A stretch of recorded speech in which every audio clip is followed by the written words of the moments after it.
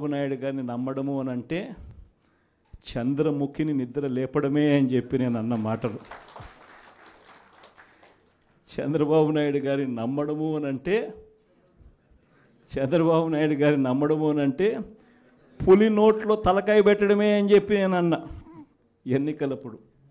కరెక్ట్గా ఈరోజు 6 నెలలు గడిచేసరికే ఈరోజు ప్రతి ఇంట్లో కూడా పరిస్థితి ఏమిటి అని అంటే, జగనన్న కనీసం పలావ్ పెట్టేవాడు, చంద్రబాబు నాయుడు బిర్యానీ పెడతానన్నాడు. ఇప్పుడు పలావు పోయింది, బిర్యానీ పోయింది, చివరికి ఏది లేకుండా రోడ్డు మీద నిలబట్టాడు చంద్రబాబు నాయుడు అనే మాట ఈరోజు ప్రతి ఇంట్లో కూడా ఈరోజు చర్చనీయాంశంగా ఈరోజు మారింది. ఒకవైపున మనం ఇస్తా ఉన్న పథకాలన్నీ కూడా పూర్తిగా ఆపేశాడు, మరోవైపున